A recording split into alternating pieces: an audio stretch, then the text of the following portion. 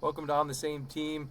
This show we're going to talk about the championship mindset, and we usually start with a leader who knows how to bring people together. And my guest today is the ultimate bridge builder for Sioux City. She's a top producing realtor at LPT Realty, but her impact stretches way beyond the closing table, from her family's long-standing legacy at the Hong Kong supermarket to her work founding the Siouxland Asian Festival and Yummy Blocks. She is a driving force for economic growth and cultural inclusion in our region. She's a 10 under 40 winner and a true advocate for the place we call home. Peggy Law, it's an honor to have you on the show today. Thanks, Jacob. Yeah, thanks for being here. So, you're involved in a lot of stuff, and Yes, you I also have a am. family, so you stay busy. I'm glad you could carve out some time and be here with us, so I definitely appreciate that. So I kind of want to start with the Hong Kong supermarket.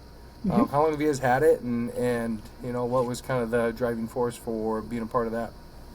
Um, we've had it since 1988. Back then, it was partially rented to Pele Shoe Store. Some people may remember that and remember our maybe 2,000 square foot grocery store until their lease went up. And then we expanded in the early 2000s.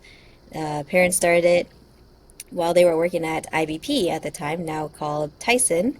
And then early 90s is when they quit and did the store full time. Nice. So it was a Payless shoe store. Yeah. Dang, that's always in the same location. Yep. It was Okay. there for as long as I can remember, and then their lease was up in the early 2000s, and I think I was in high school at that time. Then they moved across the street, which is now the Maya Market there. And after that, it turned into Hobart. Hobart moved out over to Highway 75 over there, and then now it's been several businesses, and now it's a Maya Market, Okay. Guatemalan. hmm Okay. Nice. So what was, I mean, their, just motivation and why did they say, hey, let's start this and let's make this happen? I mean, obviously I think grocery stores, I know a family that owned a grocery store. It's a lot of work. It is a lot of work. I think my dad, both of my parents have the entrepreneurial mindset. My mom was a hustler in the streets back in Vietnam, and my dad was actually a nurse. I'm not sure how that grocery store came about, but they did it together, and there's only one grocery store, which was Great Wall. They opened in 86, I believe, is from what they've told me. And then my parents opened up in 88, so now there's two. hmm Nice. And where's Great Wall at? Great Wall is right behind Palmer Candy Okay. on So, Perry Way, I think. I know how to yep. get there.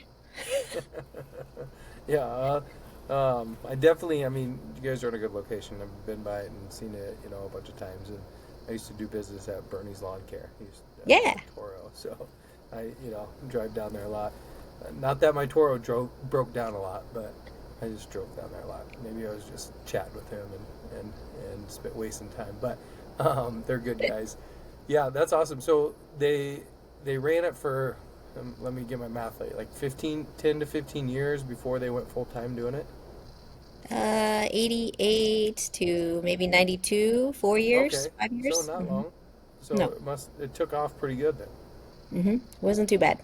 Yeah, that's awesome. And then yeah, I mean, what was it, 2025? Yeah, dang, that's pretty awesome. How has the business changed since when they started it and to now? The inventory has been a little bit different from then. Now we have to order in bulk to save some money, like pallet wise, rather than one box here, one box there. Um, my dad used to drive semis too. He used to drive to Chicago in a little box truck that was refrigerated, and then that's how he gained clients from Sioux City to Chicago. Any stores in between along 80, he'll pick up in Chicago and drop it off at their stores, like from Coralville, Iowa City, all those little stores, in order to make the load efficient or profitable. You have to go with something or come back with something so then you can make your drops and then finally to us. And Hmm. then he doesn't do that anymore. The Cristiantos does that now. And so my dad could have been a partnership with them, and because they can afford the big trucks and semis to go back and forth from California to Chicago. So I think Mm. if he had stuck with that, we would be better. But I mean, right now it's not that bad either. Yeah. They Yeah. still So deliver for us. yeah. Basically, I mean, he was seriously hustling, like driving the Yeah. truck, stocking the shelves, doing all of it. Yep, Yeah, he did. that's a lot of work. Yeah, Chicago's not a. I mean, what is it? Like a 9 hour drive? Yeah, about 9 hours. Could be longer if because it's a bigger and heavy vehicle, not like your car zipping in and out. Yeah, yeah. Well, we don't all drive very fast, Peggy. I'm an insurance agent, so I drive the speed limit because I always tell people I'm like I know how much it costs to get a ticket, not just what they charge you, but then what the darn insurance companies charge you. So Oh yeah. I'm a slow driver. So when it says it's going to take you 2.5 hours to get there, it probably takes me two and a half. I'm a pretty slow Yeah. guy. So you grew up, around that, and obviously that kind of sparked an entrepreneur spirit in you. What got you into real estate? Let's see. I figured I wanted to get out of the grocery store. I didn't like to be there 24/7 because we used to open prior to COVID, it was 9 to 9 is when my Oh, geez. parents would run it, 9 to 9. And then around shortly after COVID, I decided, or maybe it was before, I forgot. Time flies. Now we open 10 to 8. So we can Still a run long errands time. and yeah, do everything before we open at 10 and then or clean up or whatever we need to do Hmm. beforehand. And 10 to 8 is still long, but we have to open later because all the nail techs and business owners, they close later. 10 o'clock seems late because there's people that drop off kids at school, then they're waiting for us to open. So I guess depends on how whoever's out opening at the store, maybe they'll open the door earlier. Yeah. Mhm. How many employees do you guys have? I think we have 10 employees. Okay. I don't even know. Let's see, Yeah. six, eight, yeah, eight, probably 10. Okay. Yeah. Hmm. And I mean, does your family still always do the open and the close, or do you guys have some employees now that help with that? We do have some employees that does help open and close. So my Okay. sister-in-law, since I got pregnant, I haven't really been in the store lately besides doing bookkeeping. I'll stop in for 30 minutes, an hour, grab what I need and go.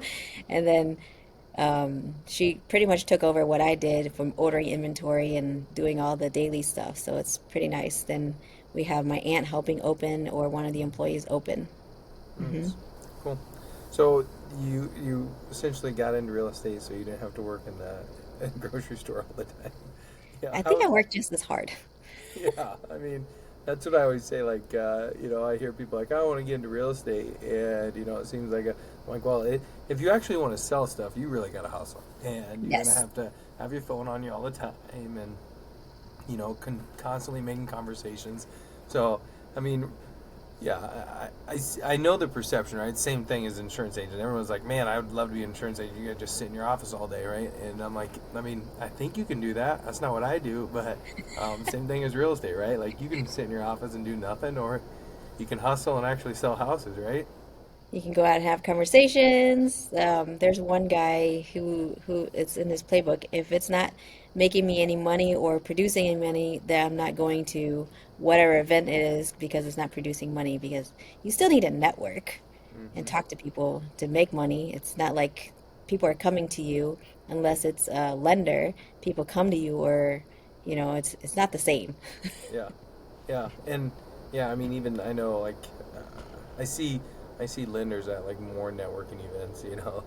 Somebody we were at a chamber event and they laughed and they said, well, if you're looking for a lender or it might have been a real estate agent, like these networking these chamber coffees or whatever are the place to be because I mean yeah I mean it's all about networking, right? You're trying to Hmm. build a Void. relationship business and yeah. Yeah. Yeah. So So how long you been doing real estate? my this is would be my coming up fourth year. Fourth year. Okay. Yes. And how long have you been with LPT? 1 year. 1 year. What was like the attraction to move to LPT? Save more money. I save my clients money too. Almost everything is the same, but we have agent's choice where we can cap at 5,000 or we can cap at 15,000, which is we get shares in the 15,000 compared to the 5.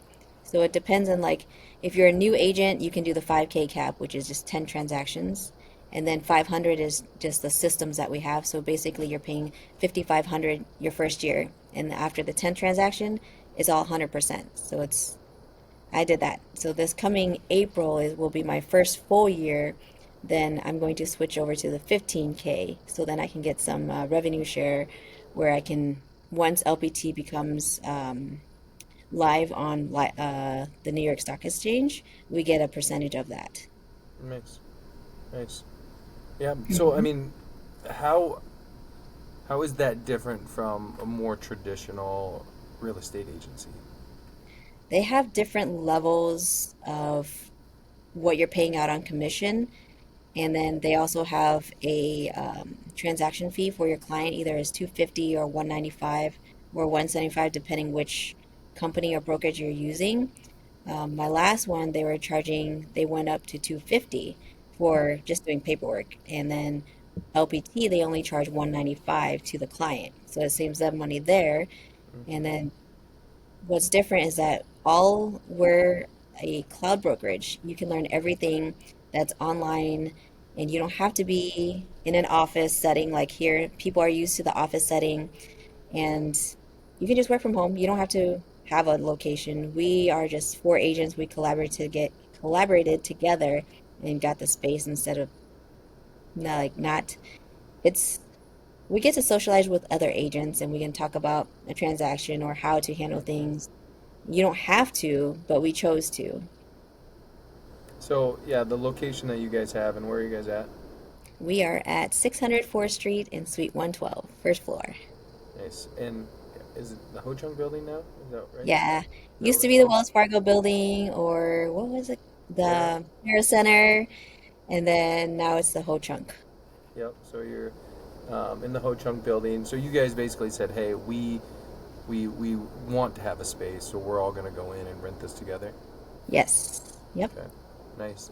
Do you feel like, yeah, I mean, I talked to one of my last guests, we talked all about remote work, right? And, she talked about how they had a space and they felt themselves never going in. So then they let it go and just stayed remote, right? Do you feel like your group, like you guys use the office quite a bit, or do you feel like you work remote quite a bit? Like, what's that kind of like, I guess, work environment like?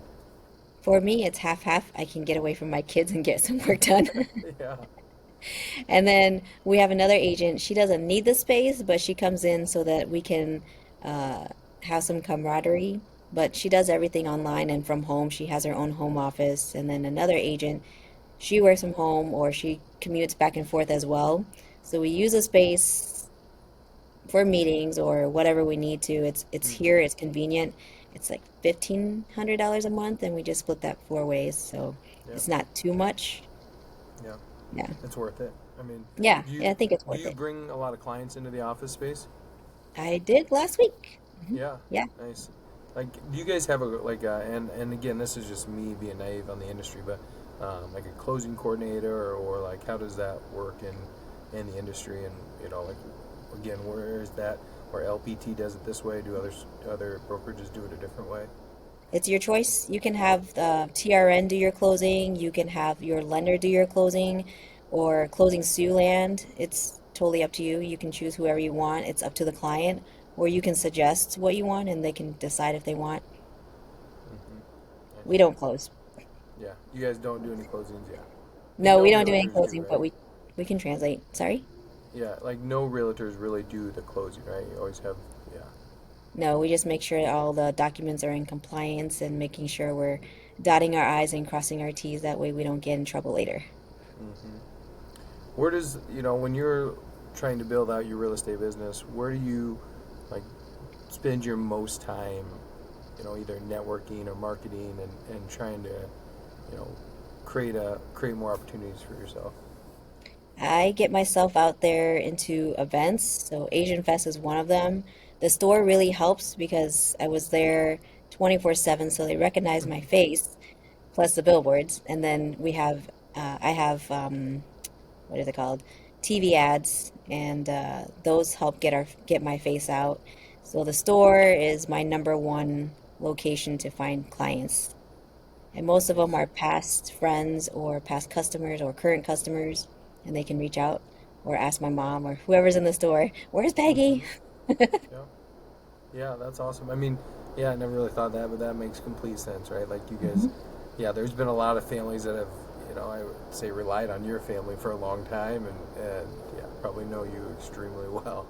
Yeah, Yeah, that's it's a awesome. credible location where we see you often, we trust you, you've provided for our family, and so we're ready for the next phase, either a son, daughter moving out, buying their own place, or parents wanting their own place, vice versa, or retiring and moving, selling their home, which has happened too. Yeah. I, did you think about that before you got in real estate? Was that something? No, you're just like, oh gosh, that's nice. I'm sure. Yeah. No, I was just thinking, let me do something different, maybe a midlife crisis. I don't want to be stuck at the store. And then coming into the real estate world, I was like, holy cow, this is a whole different ball game.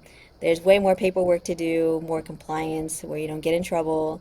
And you're basically holding their hand in the home buying journey or selling, whichever direction you're going. It's like, wow, it's totally different. And you get to hear their story. That's what I love about real estate the most. Like, what is their next game plan and what's their, future decisions of what they're doing for their family.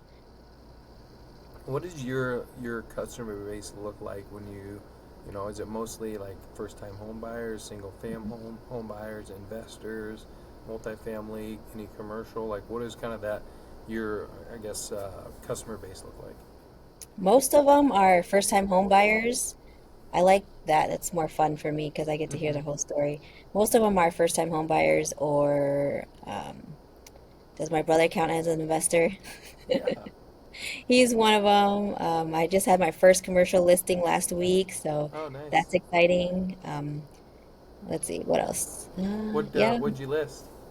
it was 1021 West 7th. It's a AAA auction currently right now, and the owner wants to retire, so the tenant is renting from her. So Okay. it's a cute little location, right after Villa. If you're going around the curve, there's a Mel's Pawn Shop, and then right next to it, they share the wall, is the auction place. Needs a little TLC, but I see potential in it as a grocery store or another retail, a bakery, or an event hall is what I really would like to see.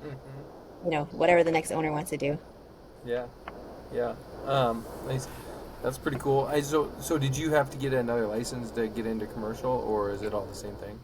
It's the same. It's just a little less paperwork compared to residential, but almost the same.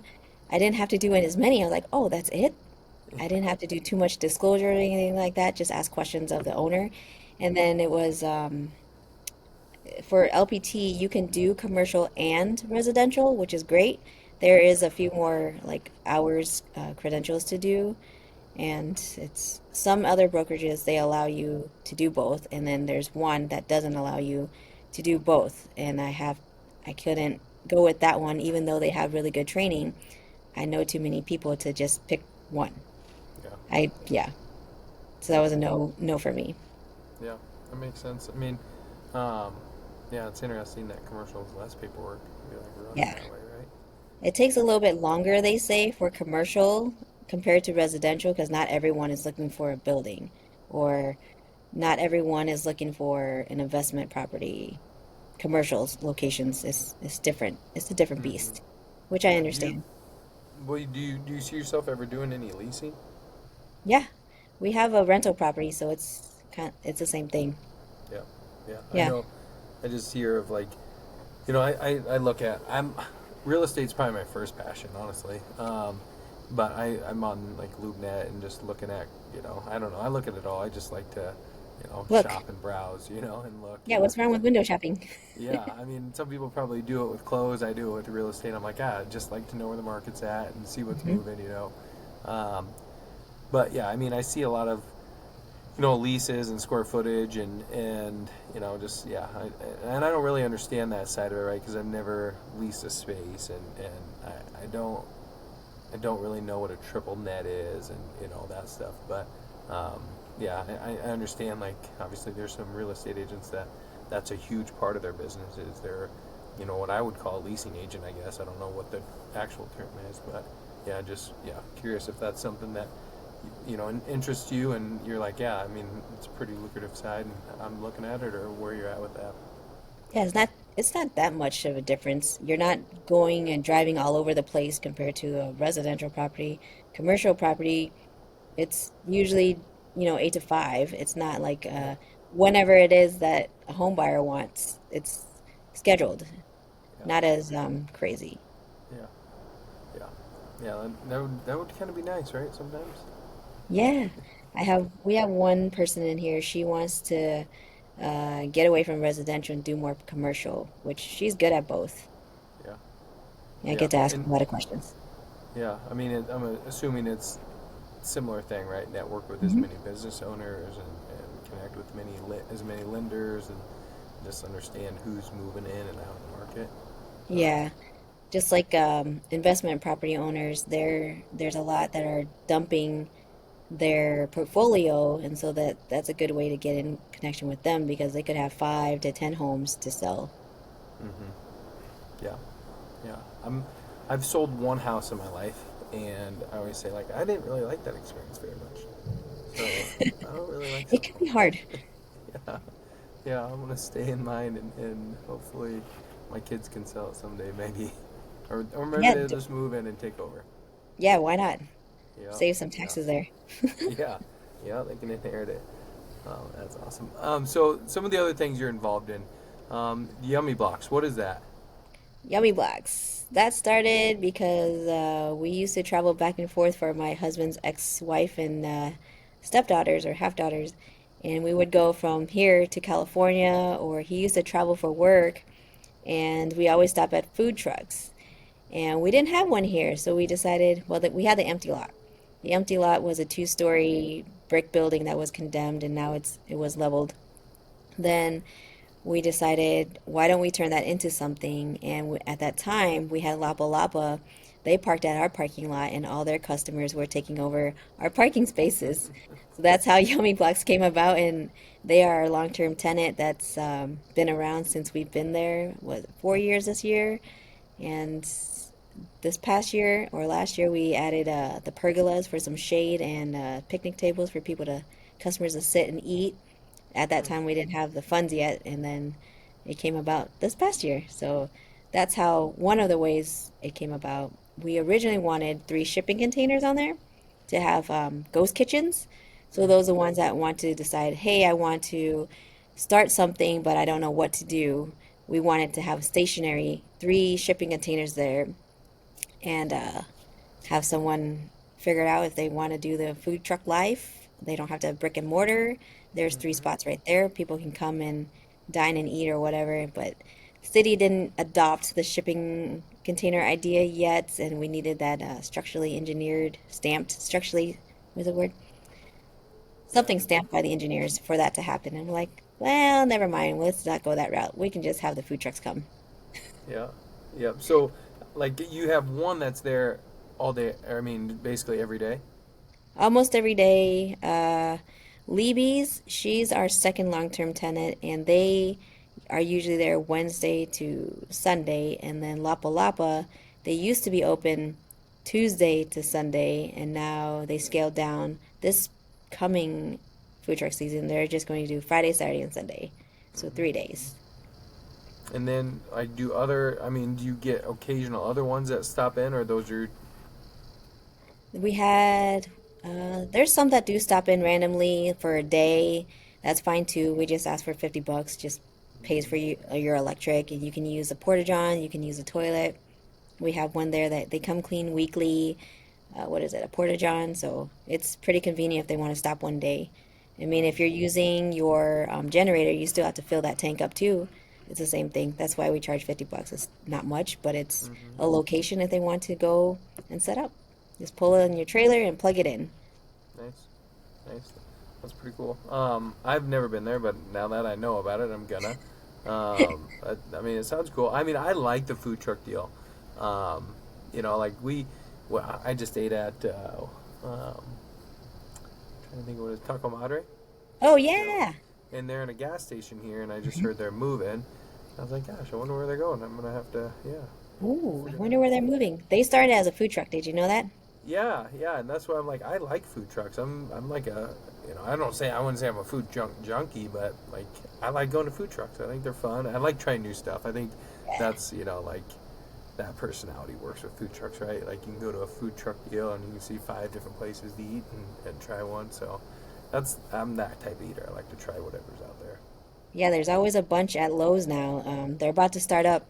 I just seen two the other day, the two Hispanic food trucks that was parked there, and then Taco Madre. I was stuck on their shrimp burgers when I was pregnant with my first kid. Every single week, I would have to have a shrimp burger with extra avocados. So good. With the crispy cheese. Oh Yeah, man.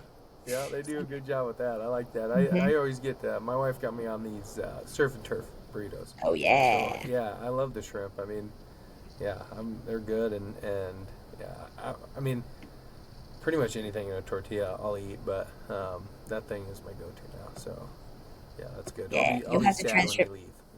Yeah, it's okay. You can go to the one in Morningside, not the Morningside, the one in North Sioux. I know, but that's so far. It's okay. It's just make it a business trip, a lunch, business lunch. Yeah, yeah, write my mileage off. Yeah. Um, so you do the Hong Kong, you do real estate, Yummy Blocks, and also the Asian festival. Siouxland Asian Fest. Yep. So when did you start that, and what was kind of like the motivation for that one?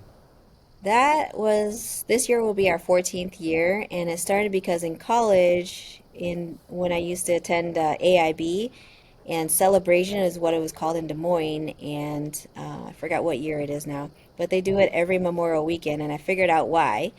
So now we do it every Memorial Weekend because that's the highest attendance, or people are still around because of graduations. We used to do it May or June, random dates, and we just locked it down for Memorial Weekend. And that started because we don't have a day to celebrate our Asian culture. We have Cambodian, Vietnamese, Laotian, Filipino, Korean, Japanese. Who else am I missing? We have the Islanders, the Micronesians. That's in the latest one. They've participated one year. I need to get them back on this year. And we're a diverse community. It's not only Hispanics, Guatemalans, and Puerto Ricans and all. We need a day to celebrate the Asian culture. So I collaborated with Sanford Center when George was still alive, George Sayavong, and we started it that way. And now at Riverside, so now it's at Yummy Blocks. And it only made sense to be at Yummy Blocks because we have the plugins for the food trucks where you don't have to run your loud generators. So, and we closed the first year we didn't close a block off, but the past few years we had to close the street off. That way we can Nice. have a stage. Yeah, that's awesome. And so you guys, what's the address? 700 West 7th. Okay. So you do that on Memorial Weekend on 700 Hmm. West 7th. Yep. And I'm sure everybody's welcome. Yes, absolutely. It's free to the public. You just got to pay for your food. We have vendors there, from insurance to little hobbies, like bracelets or whatever you want to create. There's food trucks. I think we're going to have probably 7 food trucks this year. Nice. You can do, it's kind of like a flea market. And then there's also those that want to promote their nonprofit businesses out there. Um, Anyone can join. Just have a little table, a tent, shade. It gets hot, and it's in the evening, 4 to 8. There's no other events really that late, but it kind of it's something to do on a Saturday evening. Yeah, nice. Definitely check that out. So, um, how many you've been doing it for 14 years, Hmm. and what is like the evolution of it been since the first one to now? The first few years was a disaster because we didn't know how we were setting it up. We were using the shelters and bouncing from shelter to shelter, and we At realized, Riverside? yeah. So we had food trucks parking all over the park, and then we were using that was before we had the food trucks.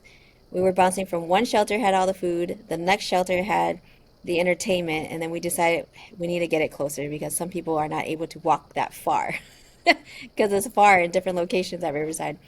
So we rented a tent from Uptown and put it next to one of the shelters so that way it's together. and then we had the food trucks parked around it.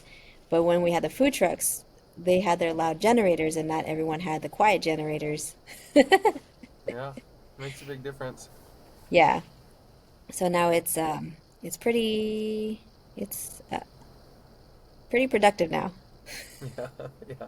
That's What? we talk about this all the time. Like if you knew how hard and how like bad things would go when you're starting something like that or a business, you probably wouldn't do it. But Yeah. you're just like you have this vision. Oh, it's gonna go perfect. There's gonna be thousands of people. Everything will go off without a hitch. And then you do it, and you're like, oh my gosh, what was I thinking?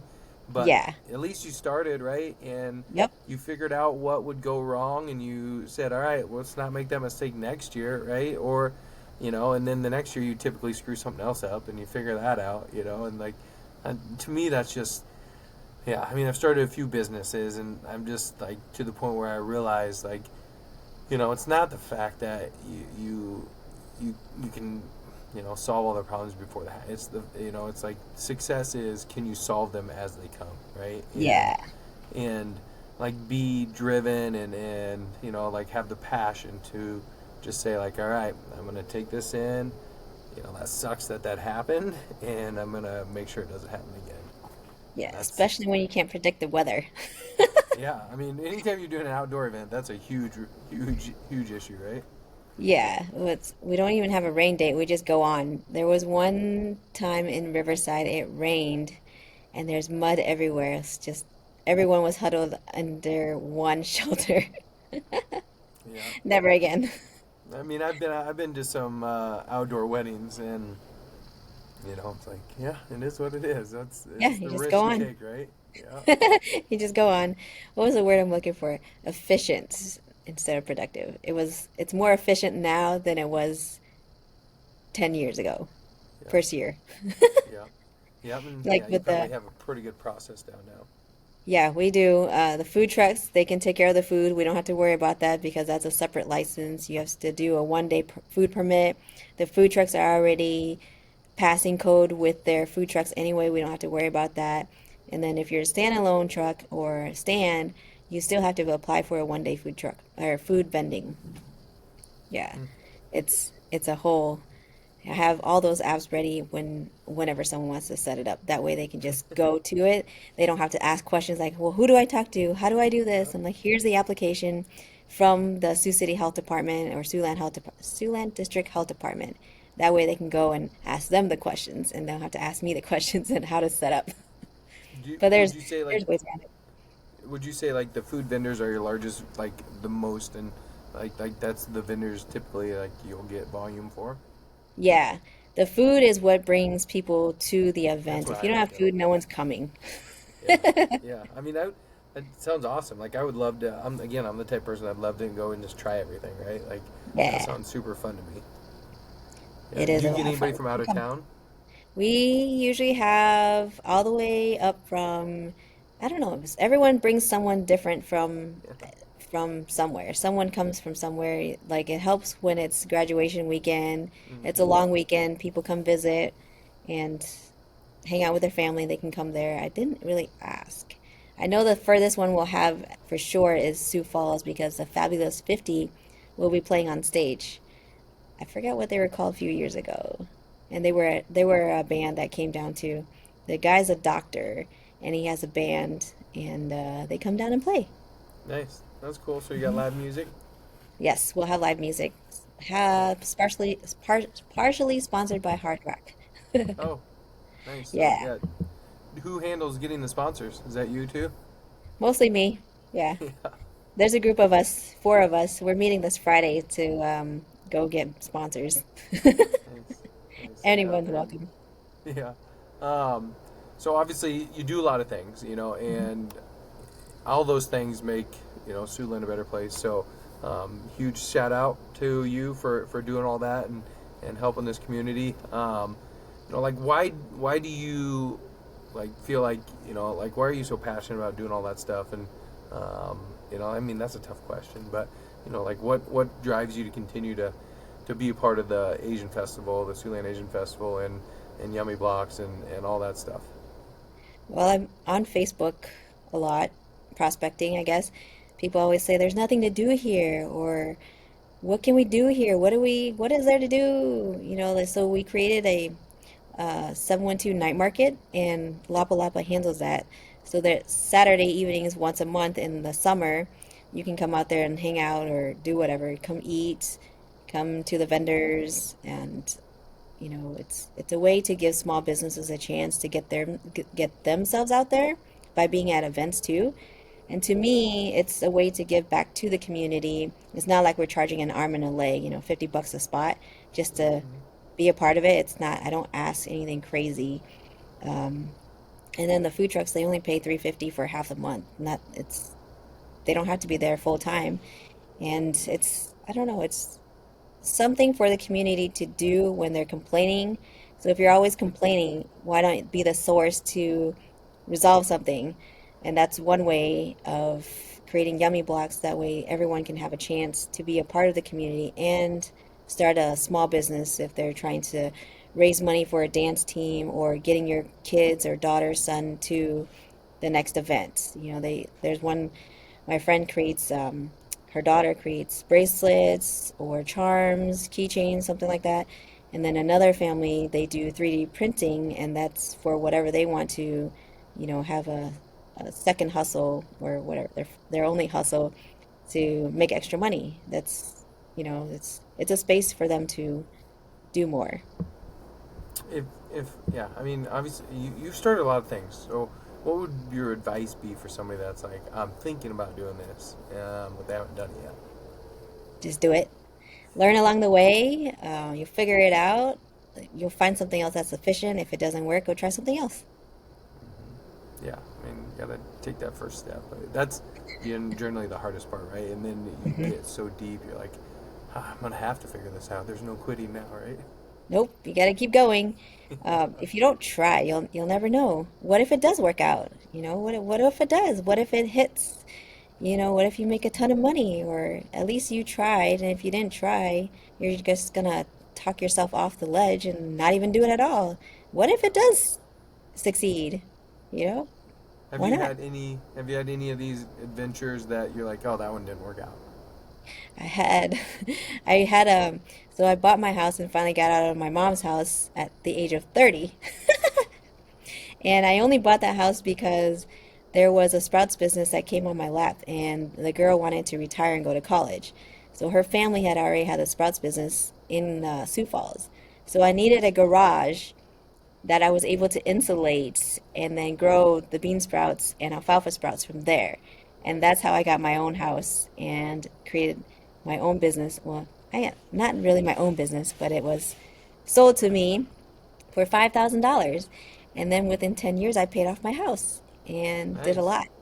With So that getting out of business? the rat race. It was called HKS Sprouts at that time.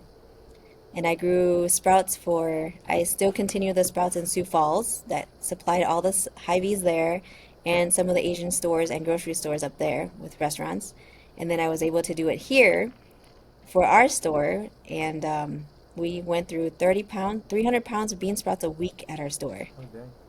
And my sprouts, from customers say, it could last up to 2, 3 weeks. So if So you, good. it sounds like that was another successful business. It was fun. And then when COVID happened, I decided not to do it anymore because the FDA was knocking on my door. And your testings for E. coli, salmonella, and water testings, those are the top three that you're supposed to do every time you produce, and it has to pass that. We don't have a local lab here for me to send that to get it tested. And it was costing me a lot of money to send it overnight down to Omaha because that was the closest lab. Otherwise, what I should have done is create a room for me to have that testing lab in the garage, but I had my walk-in cooler taking up the space, so that didn't work. Hmm. So I just stopped it.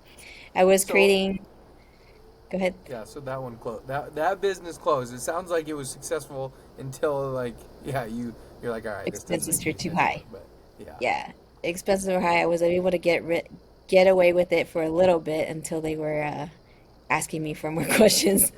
yeah, yeah. I made about $1,000 a week.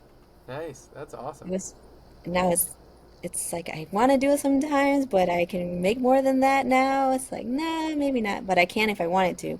I was Yeah. able to grow, let's say if I went on vacation, I was able to grow the bean sprouts if I set the water right and the temperature, the humidity in there from 3 days to 7 days. So I can control the growth of the bean sprouts, which just starts with a little mung bean seed.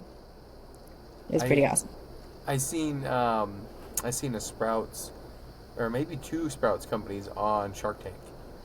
Yeah, So I had no idea what Sprouts were until I saw that, and I was like, all right, I gotta Google this. This is like a real business, you know. So yeah, yeah, that's I mean now I didn't realize we had them in Sioux City, but yeah, that's we pretty cool. do.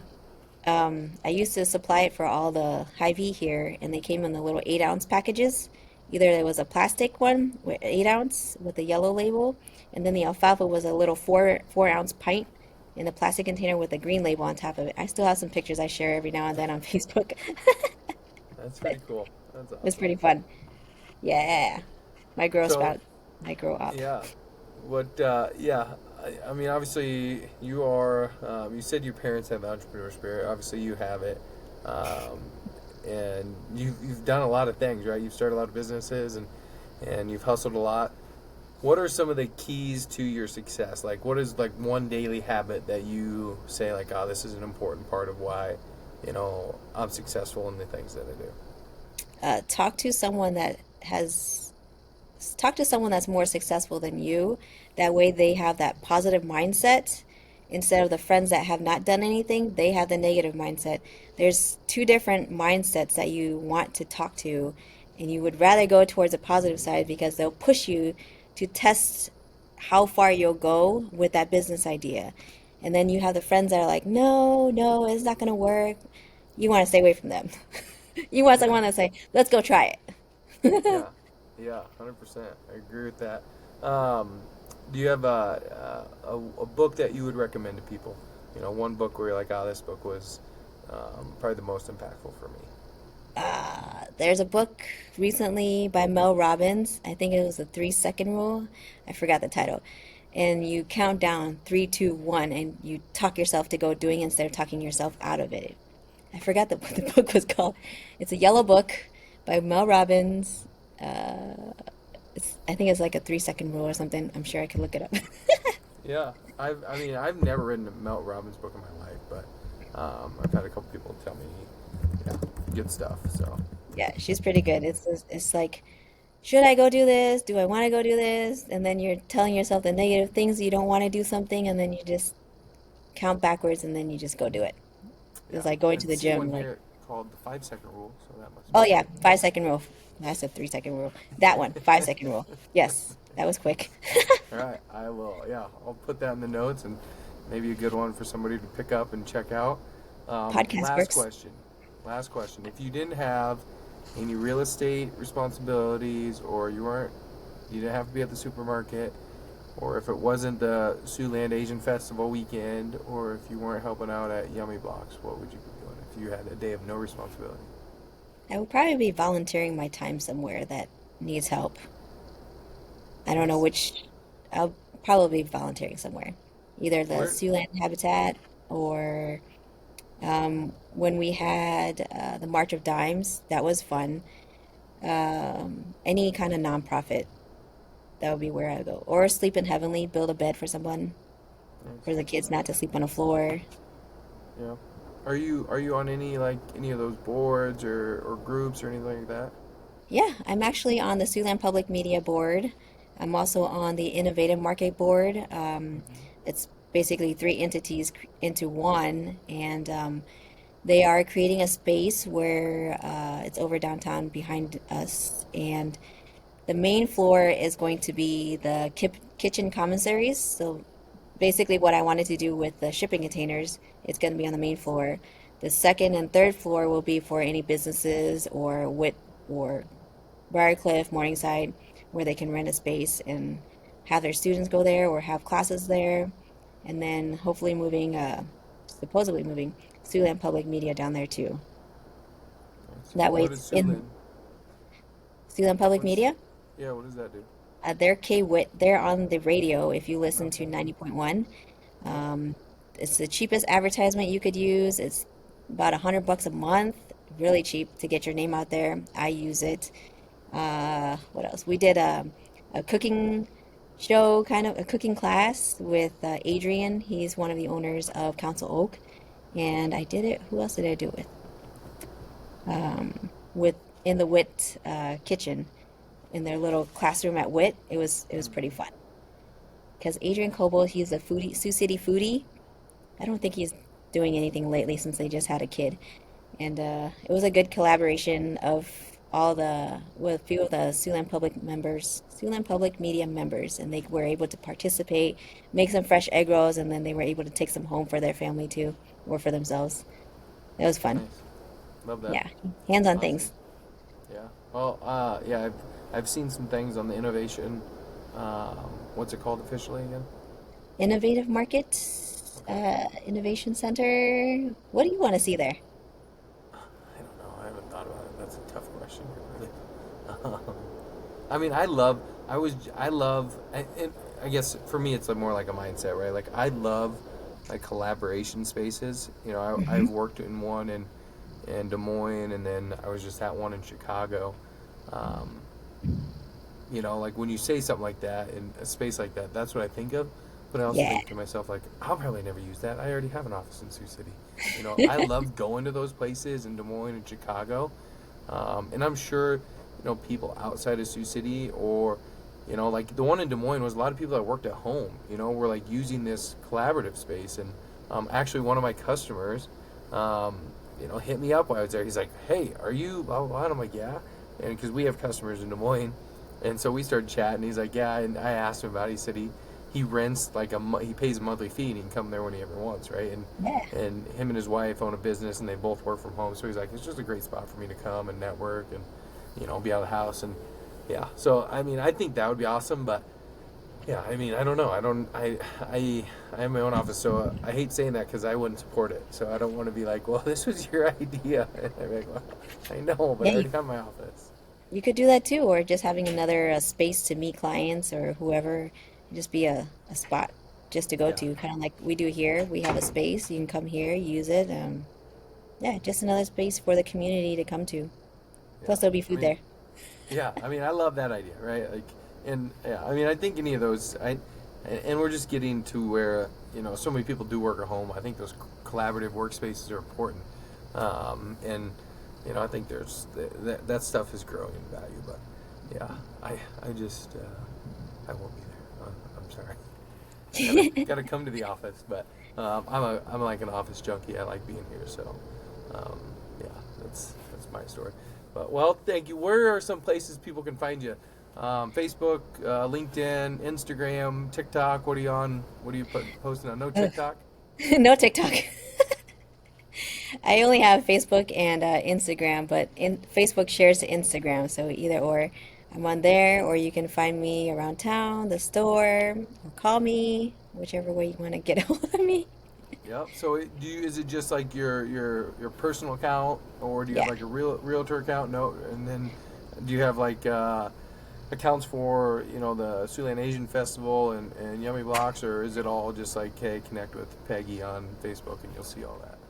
I have most of my stuff on my personal page, which is Yeah. basically public anyway. Anyone can see it. The store has their own page. Yummy Blocks has its page. Siouxland Asian Fest has its own page too. Yeah, so that's 4 pages that I manage with Yeah. some other friends. So somebody's helping you. Yes, can't do it by Nice. myself. I need a team. Yeah. Yeah. All right. Well, we'll try and tag those on the episode. But yeah, I mean, obviously, for me, I know you mostly as a real estate agent. So people need a real estate agent or are looking to buy a home. Definitely reach out to Peggy. She's awesome. I don't know.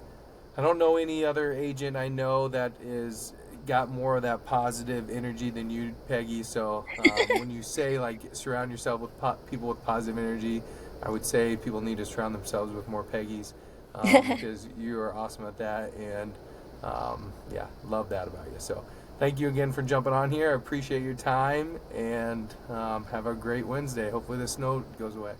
Yeah, me too. Thanks for having me. I appreciate the sharing the space with you. Yeah, thank you, Peggy. See ya. See you. All right.